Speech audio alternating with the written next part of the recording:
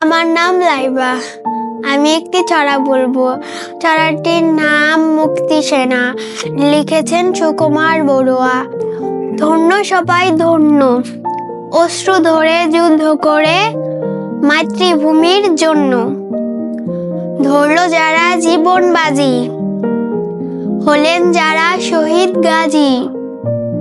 লোভের টানে হয়নি যারা ভিনদেশীদের পণ্য, দেশের তরে ছাপিয়ে পড়ে শক্ত হাতে ঘায়াল করে সব হানাদার সৈন্য।